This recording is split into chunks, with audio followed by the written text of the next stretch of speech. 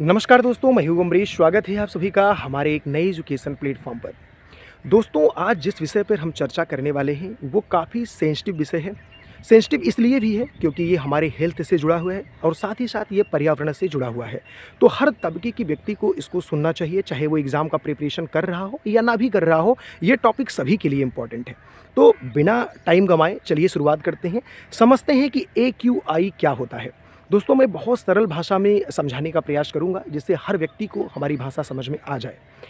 तो सबसे पहले हम जानेंगे कि एक्यूआई क्या होता है। दोस्तों, एक्यूआई का फुल फॉर्म होता है एयर क्वालिटी इंडेक्स। इसके शब्द से ही स्पष्ट है कि हमारे आसपास का जो एयर है वो कितना गुणवत्तापूर्ण है, कितना स्वच्छ है। इसी रिपोर्ट कार्ड को बताने के लिए एक्यूआई का इस्तेमाल किया जाता है। यानी अगर सरल भाषा में हम बोलें तो एक्यूआई एक प्रकार का रिपोर्ट कार्ड है जो एयर की कंडीशन को बताता है कि हमारे आसपास का एयर कितना स्वच्छ है और कितना स्वच्छ नहीं है। समझ में आ गया होगा कि एक्यूआई क्या है।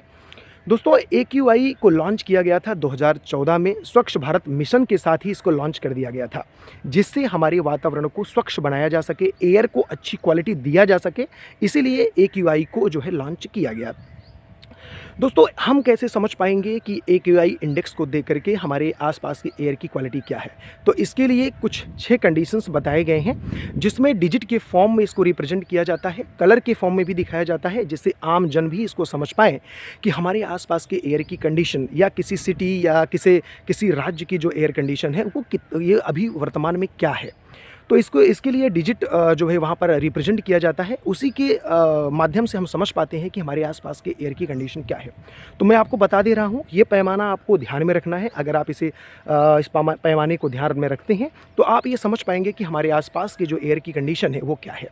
जैसे दोस्तों, आप अगर एक्यूआई आपने देखा और आपने देखा तो उसमें लिखा हुआ है कि 0 से लेकर के 50, तो आपको स्पष्ट हो जाना चाहिए कि अगर आपका एक्यूआई 0 से 50 है, इसका मतलब आपके आसपास की जो भी एयर है वो बहुत ही अच्छा है, एयर में कोई पॉल्यूटेंट नहीं है और वो हेल्दी एयर है, उसमें कोई प्रॉब्लम नहीं है।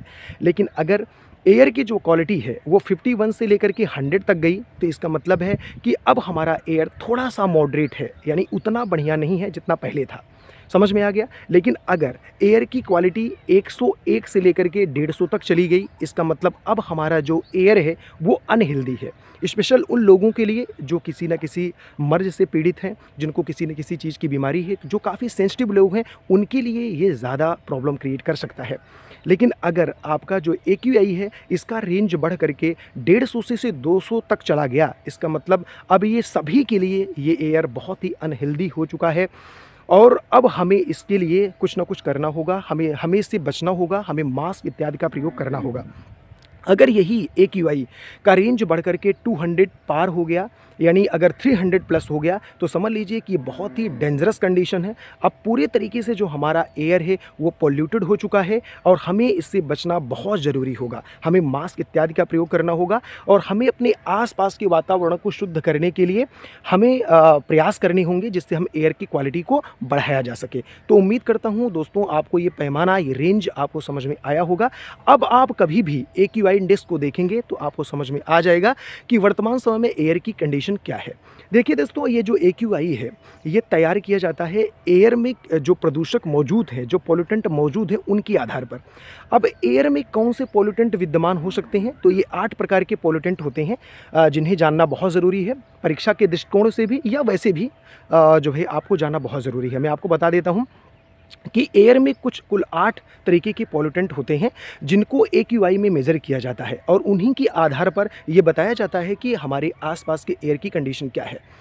अब ये जो पॉल्यूटेंट यानी ये जो प्रदूषक एयर में मौजूद होते हैं, ये पार्टिकल के फॉर्म में भी होते हैं और ये गैसेस के फॉर्म में भी होते हैं। तो पार्टिकल के फॉर्म में ये 2 कंपोनेंट होते हैं, जिनका नाम है PM10 और PM2.5। दोस्तों, ये PM2.5 इतना छोटा पार्टिकल होता है कि ये बहुत ज़्यादा बीमारी कॉज करता है। क्यों? क्योंकि ये हमारे सांस के माध्यम से ये हमारे ब्लड में आता है, मतलब लंग्स में पहुंचता है, लंग्स से ये ब्लड में जाता है और ब्लड से ये हमारे डिफरेंट ऑर्गन तक पहुंचता है, जहां पर ये डिफरेंट टाइप की बीमारियों को पैदा करता है।